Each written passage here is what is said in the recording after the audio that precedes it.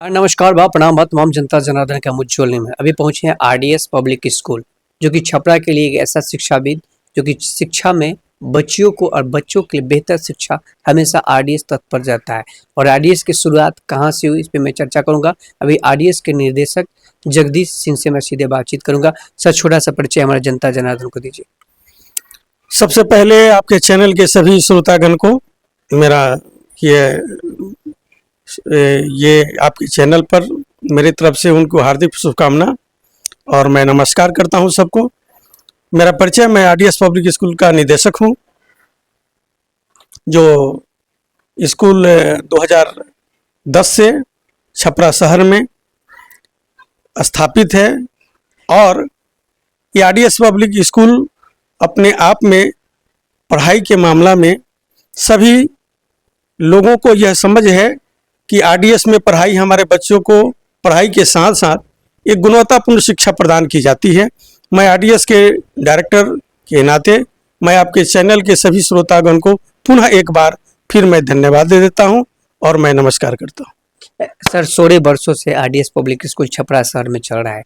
एक छोटे से स्कूल शुरुआत हुआ, आज 10+2 के बच्चे भी यहाँ पे पढ़ते हैं, 10 क्लास के बच्चे भी अध्ययन कर रहे हैं। कितना सफर कठिन रहा आपके लिए? मैं दावे के साथ इस बात को कह सकता हूं कि आज के डेट में मैं चाहे जितनी भी चुनौतीपूर्ण कठिनाइयों का सामना करते करते हम यहाँ तक पहुँचे, लेकिन ऐसे ऐसे जगह पर बच्चे यहाँ से पढ़ करके गए कि आज मैं गौरवान्वित फील करता हूँ कि यह गौरव हासिल हुआ। इस छपरा में जहाँ एक मिथ्या थी कि अच्छे एजुकेशन नहीं हो सकती है, वहाँ पर भी हमारे बच्चे यहाँ से एजुकेशन लेकर के आप आईआईटी कानपुर, आपके अमेजन, आपके ऑल ओवर इंडिया में टॉपर रहा। जो लोकसभा में यह प्रत्येक वर्ष होता है, उस प्रतियोगिता में हमारी बच्ची प्रथम की पूरे देश में। रामानुजम में हमारे बच्चे बिहार में तीसरी श्रेणी पर आए। ओलंपियाड में हमारे बच्चे जिला टॉप किए। बहुत सारी ऐसी प्रतियोगिता परीक्षाओं में हमारे यहाँ सैनिक स्कूल में ऑल ओवर इंडिया रैंकिंग 100 रहा। आज भी इसके पहले जो एग्जाम हुआ उसमें हमारे 8 बच्चे सैनिक स्कूल में, जिसमें एक बच्चा गोपालगंज में पढ़ता है, झांसी में है। ऐसे ऐसे उपलब्धि मिलती जा रही है। बहुत सारे बच्चे डॉक्टर हैं हमारे यहाँ। आज के डेट में कम से कम 15 बच्चे, जिसका लिस्ट मैं आपको दे दूंगा, उसको आप सर्कुलेट कर दीजिएगा। 15 बच्चे ऐसे हैं जो मेडिकल की तैयारी करके और स्कूलिंग यहीं से किए, कोचिंग कहीं नहीं किए, और अच्छे संस्थानों में उनका दाखिला हुआ। ये सब उपलब्धि मिलने के बाद ये जो भी कठिनाई हुई यहाँ तक पहुँचने में, लगता है कि वो कम ही है। क्या वो दुख की घड़ी और अब भी जब भी बच्चों से मिलते हैं, बच्चे विद्यालय में आते हैं, तो कितना गर्व का वो पल होता है? गर्व तो होता है, क्योंकि बच्चों के बीच में रहना, कठिनाइयों से जूझते हुए यहाँ तक पहुँचना, दोनों हमारे लिए एक तराजू के 2 पहलू है। मैं जब देखता हूँ कि हमारे बच्चे अच्छे करते जा रहे हैं तो संतुष्ट का भाव होता है, और कठिनाइयाँ तो लगी रहती है। एक बात मैं आपको बताऊँ, आप काफ़ी अनुभवी और काफ़ी एक्सपीरियंस है आपको मीडिया के क्षेत्र में। मैं एक बात बताता हूँ कि जब भी मैं अपने बच्चों के बीच में स्कूलिंग टाइम में मैं प्रत्येक वर्ग में बच्चों का मूल्यांकन करता हूँ। शिक्षक की उपस्थिति में मेरी अपनी कुछ पढ़ाई की टिप्स है जो सिलेबस से अलग है। मैं सिलेबस पर बहुत भरोसा नहीं करता हूँ। सिलेबस अपने आप चलते रहता है, वह एक डिफाइंड है कि ये, लेकिन हम टीचर को एक अलग से ट्रेंड करते हैं कि बच्चों को पढ़ाई के साथ साथ, उनके सिलेबस के साथ साथ उनकी बेसिक जो पठन पाठन है वो चलती रहनी चाहिए। इस समय जो कमी दिख रही है अभी सभी बच्चों में, मैक्सिमम ये है कि उसका बेसिक कंप्लीट नहीं है, बेसिक बहुत कमजोर है। हम उसको आगे बढ़ाते जाते हैं, बेसिक उसका छोड़ते जाते हैं, टीचर ध्यान नहीं देते हैं। चूंकि इस प्रकार पर कोई ध्यान ही नहीं देता है कि बच्चों के पढ़ाई में उसकी बेसिक बहुत जरूरी है। बेसिक कमजोर होने से बच्चा आफ्टर 10th जा करके फंस जाता है।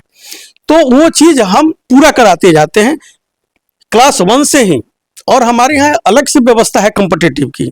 जनरल स्कूलिंग के बाद भी हम बच्चों को, जो बच्चे उस लायक बनना चाहते हैं, जिन बच्चों में वो चीज़ें हैं, उनको लेकर के हम अलग से व्यवस्था करके उनको कॉम्पिटिटिव की तैयारी करते हैं। दूसरी तरफ जो बच्चे हमारे मेन स्ट्रीम लाइन से कमजोर पड़ रहे हैं, उन बच्चों के लिए अलग से नैदानिक कक्षा की व्यवस्था है हमारे पास।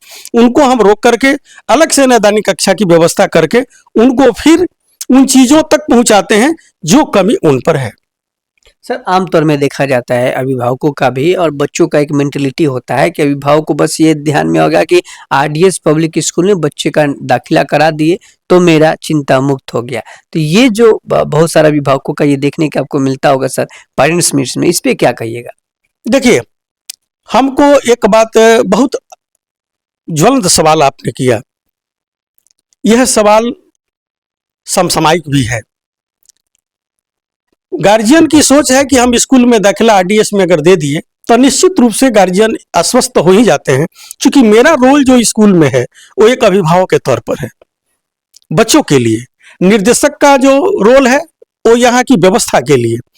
तो हमारे यहाँ दाखिला देने वाले जो अभिभावक हैं वो निश्चित रूप से निश्चिंत रहते हैं, क्योंकि उनकी कमियों को मेरा इस विषय पर यह कहना है कि वैसे गार्जियन जो घर पर समय नहीं देते हैं, भागदौड़ के काल में आज के डेट में बहुत कम गार्जियन घर पर समय दे पाते हैं, वैसी स्थिति में मेरा रोल वहां पर बढ़ जाता है।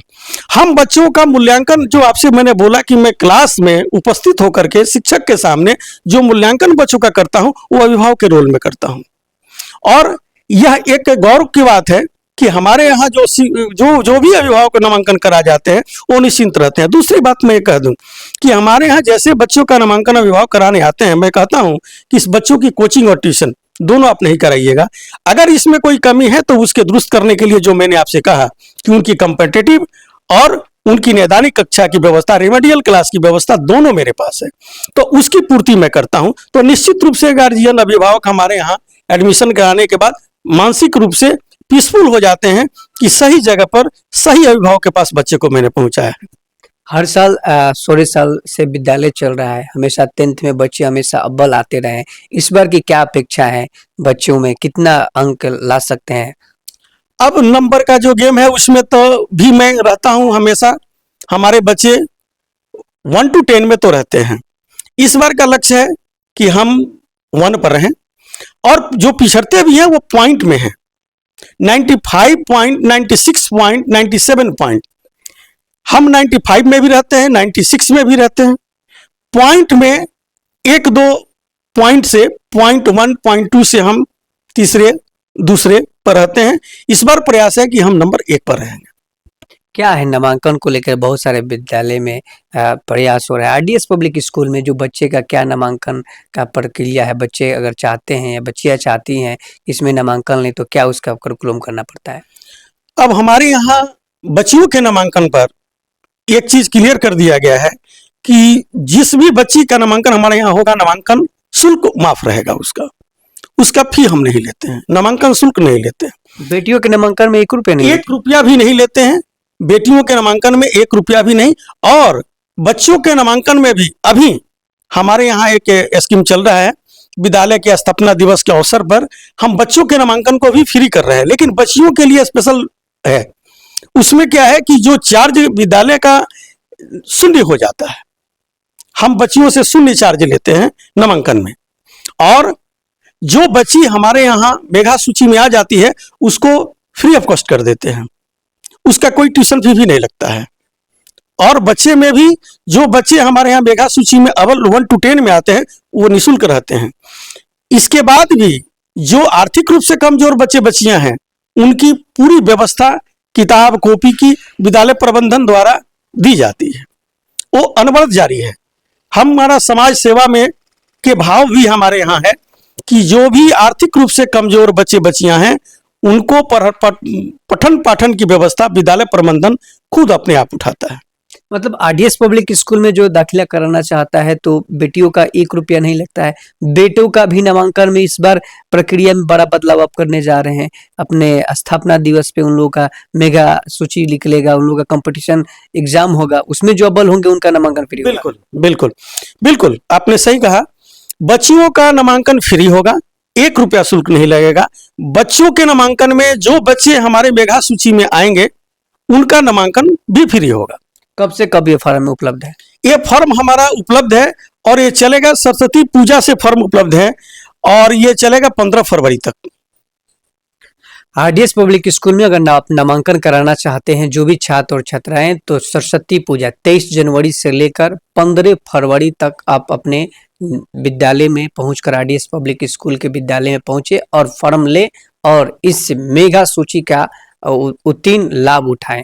क्या कहेंगे, लगता है शिक्षा क्षेत्र में बहुत ज़्यादा बदलाव सीबीएसई पैटर्न के तौर पे होते जा रहा है, सीसी पैटर्न लग गया, तो पहले की शिक्षा में और आज की शिक्षा में क्या बड़ा बदलाव देखने को मिल रहा है सर?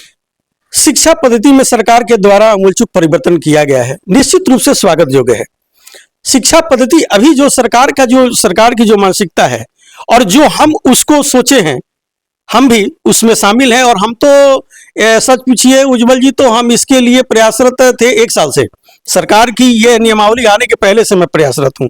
इसी संदर्भ में मेरे विद्यालय का एक बहुत बड़ा एक ब्रांच खुलने जा रहा है आपके खैरा जो कृष्णा चौक है उसके बगल में। आपको मैं उसमें संक्षिप्त में मैं उसका वर्णन देना चाहता हूं। हमारी विद्यालय व्यवस्था एकदम उसी तर्ज पर है जिस स्तर पर सरकार कहती है कि स्किल डेवलप कीजिए। बच्चों के अंदर बहुत सारे स्किल है, हम लोग उसको ढूंढ करके उसके लायक वर्क को नहीं दे पाते हैं। जैसे मान लीजिए कि हमारे बच्चे के अंदर इलेक्ट्रॉनिक्स के प्रति उसकी रुचि है, हमारी विद्यालय व्यवस्था में ऐसी कोई व्यवस्था नहीं है कि हम उसको दें। मैंने उन सारी चीजों को, सारे क्रियाकलाप को मैंने जोड़ा है उस पढ़ाई से। इसीलिए एक नए तर्ज पर हमने उसको पहले से ही ढांचा को तैयार करके रखा है और बहुत बड़े कैंपस में, लगभग 7 एकड़ के कैंपस में हमारा विद्यालय स्थापित हो रहा है।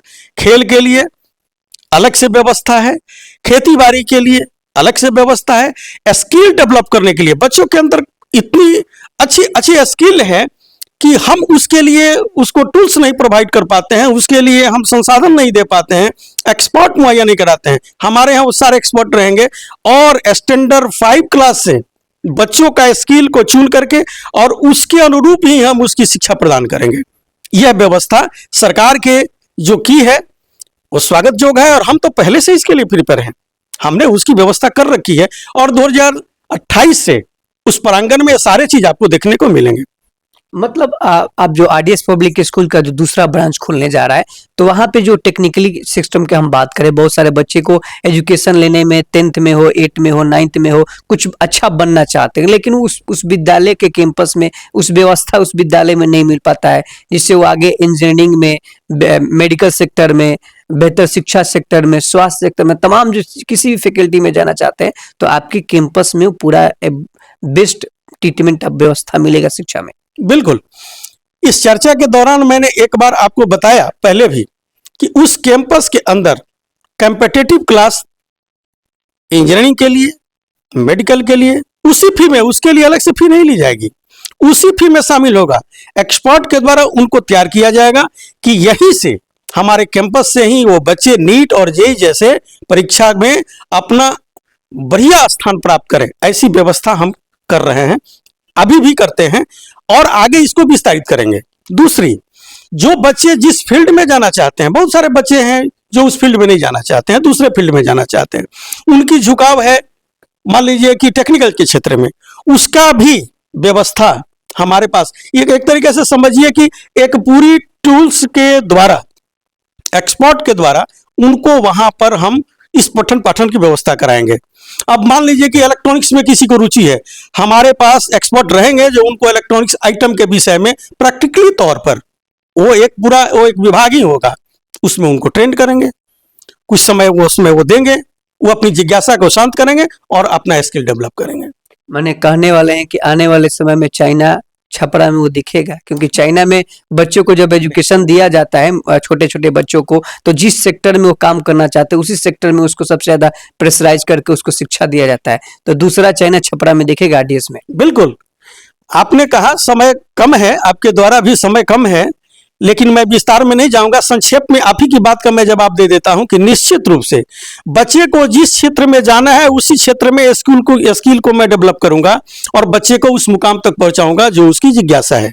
यही सरकार की भी सोच है और हम तो उस पर लगे ही हुए हैं। बच्चे जिस क्षेत्र में जाना चाहते हैं उसके लिए उनको बिल्कुल प्रांगत बनाएंगे हम, और यह शुरुआत बहुत जल्द आपको दिखने को मिलेगा। ज्यादा क्या कहेंगे छपरा शहर में शिक्षाविदों को लेकर, तमाम अभिभावकों और शिक्षा सेक्टरों को लेकर क्या कुछ खास अपील निवेदन करेंगे? मैं यही अपील करूंगा कि कोई भी शिक्षक कोई भी अगर अभिभावक अपने बच्चों को एडमिशन देने के लिए अगर वो सोच रहे हैं तो एक बार निश्चित रूप से आरडीएस की तरफ आकर के हमारे विचारों को समझें, हमारे व्यवस्था को देखें। और शिक्षाविद से तो मेरा गहरा लगाव है, मैं शिक्षाविद का आदर करता हूं, समय समय पर उनको बुला के अपने बच्चों के बीच मोटिवेशनल का भी प्रोग्राम मैं रखता हूं। और छपरा में शिक्षाविदों की कमी नहीं है और यह शिक्षाविदों से भरी पड़ी धरती है। समय समय पर हम उन लोगों का भी मार्गदर्शन लेते हैं और बच्चों के बीच में ला करके उनको प्रेरणा के स्रोत के रूप में मैं पेश करता हूं, और उनकी जो सोच है उससे मैं बच्चों को अवगत भी कराने का काम करता हूं। और यह छपरा में मुझे उम्मीद है कि आप जो जो विषयों को सवाल के रूप में हमसे रखा, आने वाले दिनों में निश्चित रूप से हमारे छपरा जिला के लोग ही नहीं, अगल बगल के जिला के लोग भी इस शिक्षा प्रणाली से लाभान्वित होंगे, ऐसी हमें उम्मीदें हैं। अभी हमारे साथ आरडीएस पब्लिक स्कूल के निदेशक जगदीश सिंह से सीधे बातचीत हो रहा थी। उन्होंने साफ तौर पे कहा कि शिक्षा का जो मूल स्तर दिन प्रतिदिन जो सरकार की जो गाइडलाइन है उस गाइडलाइन को आरडीएस पब्लिक स्कूल 100% अभिभावक और बच्चों के बीच में देने का काम कर रहा है। सर ने कहा है कि बहुत बड़ा प्रोजेक्ट 2027 या 28 के करीब में वो विद्यालय की लॉन्चिंग होगा, और विद्यालय में वहां पे ऐसा कोई भी शिक्षा और ऐसा कोई भी डिपार्टमेंट नहीं होगा कि बच्चे का अगर नामांकन हो तो उसी फील्ड में बच्चे अव्वल निकल कर जाएंगे, जिनका उनका अभिभावक और जो बच्चे का जो जिज्ञासा है वो करके दिखाने वाले हैं आरडीएस पब्लिक स्कूल के निर्देशक जगदीश सिंह। इन्होंने एक बड़ी बात कहा कि आज के दौर में अपने बच्चों का नामांकन बड़े बिल्डिंग, बड़े व्यवस्था, बड़े मैनेजमेंट देखकर लोग तो दे देते हैं, लेकिन शिक्षा कहाँ मिल रहा है? प्योर अपने बच्चों का 100% अध्ययन करने वाला कौन अभिभावक कैसे अपने बच्चों को यहाँ पे विद्यालय में भेज रहा है? कौन मैनेजमेंट आपके विद्यालय पे कितना देर टाइम दे रहा है? पैसा तो कहीं भी देना है, लेकिन कहाँ पे महत्वपूर्ण शिक्षा मिला है, एजुकेशन की जो रीड कहा जाता है, कहाँ मिल रहा है? सर एक जाते थे एक और आपसे प्रश्न रहेगा।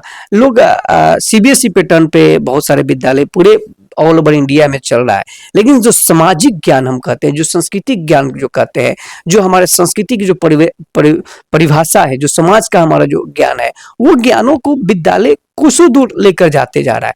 आपके विद्यालय में इस तरीके का क्या करिकुलम होता है? इतना सुंदर सवाल आपने किया। मैं एक बात बताऊं, इस पर हमारा एक बहुत गहरा सोच है।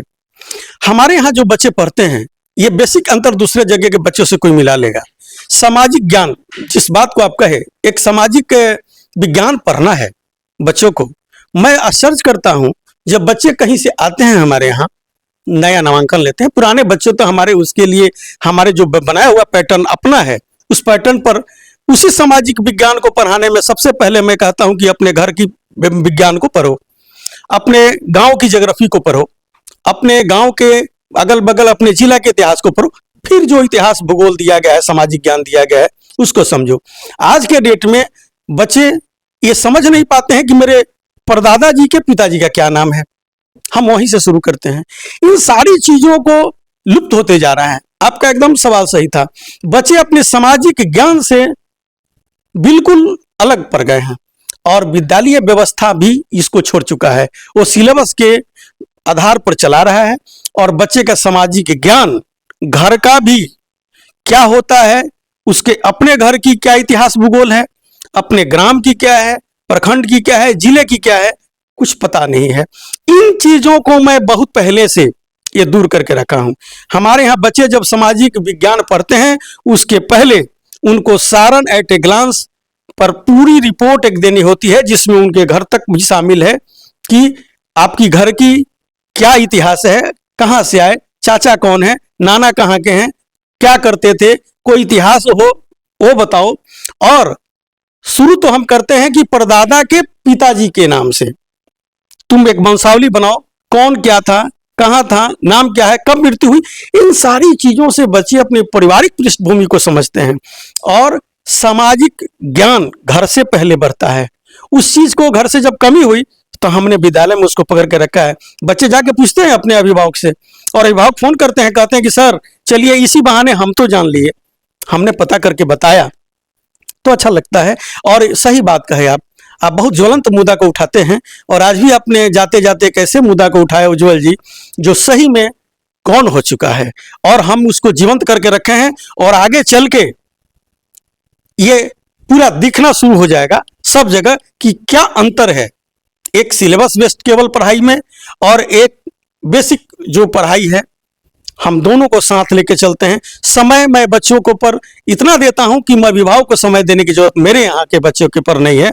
अभिभावक निश्चित रूप से निश्चिंत रहते हैं, मैं अभिभावक के रोल में रहता हूं, और इन सारी चीजों का ज्ञान बच्चों को मैं देने का काम करता हूं। सर जाते जाते एक और प्रश्न है, लगातार देखा जा रहा है कि सीबीएसई पैटर्न पे बहुत सारे विद्यालय आधारित तो चल रहा है, लेकिन जिस प्रखंड में चल रहा है, जिस जिला में चल रहा है, उस जिला की कौन डीएम है, एसपी है, कितने प्रखंड है, कितने पंचायत है, ये पूरा जो म्यूनिटी जो डाटा होता है अपर टू 6 to 10 क्लास 2 तक ले बच्चों को ये खुद पता नहीं है। इसको लेकर आप लोग क्या करते हैं? क्योंकि बहुत सारे मैंने विद्यालय में देखा, चाहे बहुत सारे बच्चों से मुझे मुलाकात होता है, मैं पूछ देता हूं कि किस प्रखंड से हो, तो उसे पता नहीं होता। वो 10+2 विद्यालय में पढ़ता है और छपरा के बहुत अच्छा टॉप स्कूल में पढ़ रहा है, लेकिन उसको इस चीजों को ज्ञान नहीं है। उसको ये पूछ देते हैं तुम्हारा डीएम कौन है, उसको भी पता नहीं है। तो ये सब चीजें जो बेसिक जो ज्ञान होता है, जो हमारे जिले से निकले, अपने पंचायत से निकले, इसके लिए आप लोग क्या करते हैं सर?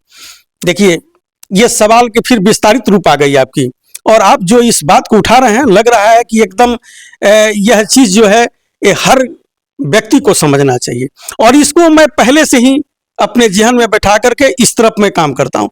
सवाल एकदम सही है आपका कि बच्चों को अपनी ही जिले के भौगोलिक, ऐतिहासिक, धार्मिक जो जगह है उसके विषय में कोई नॉलेज नहीं है। इसका कारण बच्चे दोषी नहीं है, विद्यालय व्यवस्था दोषी है। विद्यालय व्यवस्था केवल सिलेबस को लागू करती है। हमारे सिलेबस में छपरा के डीएम का नाम नहीं है, वो नहीं बताता है। हमारे छपरा में कौन सी ब्रिज बना है जो 2 जिलों को जोड़ता है, नहीं जानता है। कितनी नदियां निकलती है छपरा से होकर के, मुख्य रूप से ये नहीं सिलेबस में जोड़ा गया, बच्चा नहीं बताता है। हम उसको अलग से लाए। हमने कहा कि तुम अपना इतिहास भूगोल पहले पढ़ लो, फिर किताब का इतिहास भूगोल पढ़ना। इसलिए यह चीज आज के डेट में बहुत जरूरी है। बहुत अच्छा सवाल था, नहीं बताते हैं बच्चे, लेकिन हमारे यहाँ के बच्चे बताते हैं, इसलिए कि पहले हमने उनको इस तरीका से बताया है कि अपना इतिहास भूगोल पढ़ो, फिर तुम सिलेबस का इतिहास भूगोल पढ़ो। जाते जाते क्या कहिएगा अभिभावकों से इस मिशन को लेकर? मैं अभिभावकों से जरूर यह निवेदन करूंगा कि आपके बच्चे अच्छे हों, मेरे पर यहाँ पढ़ें या कहीं और पढ़ें, बच्चों को आप अपने स्तर पर निश्चित रूप से मूल्यांकन करें कि जिन चीजों को हमने छुआ है, जिन चीजों को मैंने कहा है, वह एक गार्जियन के भी रूप में कहा है, एक निदेशक के रूप में भी कहा है। आप निश्चित रूप से अपने बच्चे का मूल्यांकन करते रहें, और एक बार इस विद्यालय में आकर के एडमिशन के पहले इन सारी व्यवस्थाओं को देखें, समझें, पुनः फिर एडमिशन कराएं। सवाल एडमिशन आधारित नहीं है। मैंने पुनः एक बार इस बात को चर्चा करता हूं कि बच्चे का मूल्यांकन जरूरी है, चूंकि आज के डेट में एकांकी परिवार होने के कारण बच्चे में बहुत सारे चीज विकारों का उत्पत्ति हुआ है। उन सारे चीजों को भी देखें और विद्यालय व्यवस्था भी देखें। और मुझे लगता है कि विद्यालय व्यवस्था में बहुत जगह इसकी बहुत कमियां हैं, क्योंकि विद्यालय चलाने वाले लोग विद्यालय पर जिनका दारोमदार है, व्यवस्था में अपना समय पूर्ण रूप नहीं दे पाते हैं, तो बहुत जगह बिगड़ी हैं व्यवस्थाएं।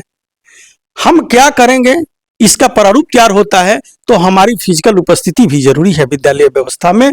जिस तरह अभिभावक की फिजिकल उपस्थिति बच्चों के साथ जरूरी है घर पर, कभी मौका मिले तो मूल्यांकन करें। हम तो मूल्यांकन करते हैं, यही कहेंगे हम।